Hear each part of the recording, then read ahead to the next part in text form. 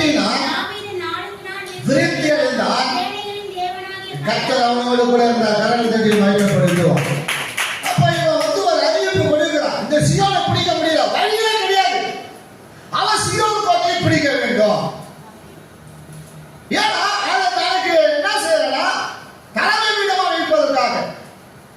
அங்கதான் அவன் எட்குவார்டர் வைக்கிறதுக்காக என்ன செய்யறான், பார்க்கறான். இது ரொம்ப மேலா இருக்குப்பா, நல்லா இருக்குப்பா, இந்த இடத்துல எப்படியா பிடிச்சிடணும், இந்த இடத்துல நம்ம என்ன செய்யணும், நமக்கு எட்குவார்டர் வைக்க தலைமை பீடம் வச்சிடணும், இங்கதான் நமக்கு தலைமை செயல்படணும் அப்படின்னு என்ன செய்யறாருன்னா அதை பார்க்கிறாரு.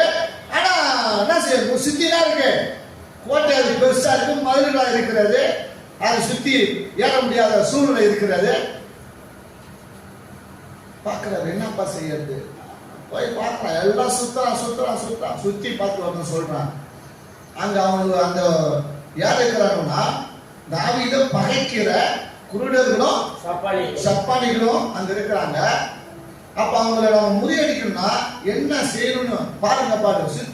சுத்தி பாக்குறாங்க. பார்த்துட்டு வந்து ஒருத்தன் சொல்றான், ராஜா அங்க அவங்கெல்லாம் மனம் கழிச்சு தள்ளி விடுறாங்க உள்ள, சிறு நீர் மனம் கழிச்சு அது ஒரு சாதனம் இருக்கு, அதுதான் வந்து அங்க நம்ம அப்படிதான் போய் ஆகணும், வேற வழி நமக்கு இல்லை அப்படின்றார். உடனே ராஜா பார்க்கிறார், அப்படின்னா எவன் இந்த சாதகத்தின் வழியா ஏறி போய் அவர்களை ஜெயித்து கொண்டு வருகிறார்களோ அவனை என்ன செய்வார், எனக்கு படை தலைவன் ஆகிடும் அப்படின்றார்.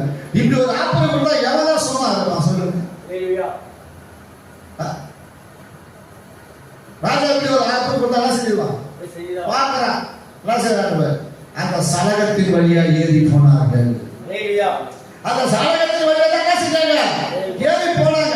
என்ன நாட்டம், என்ன அனுபவிப்பு, என்ன அதெல்லாம் அவன் அதெல்லாம் பார்க்கல. ஒவ்வொருவரும் ஏறுகிறான், ஒவ்வொருவரும் ஏறான். எப்படி நான் தலைவனாகணும். ஏன்னா தாவீதுக்கு அடுத்த ஸ்தானத்துல இருக்கணும்.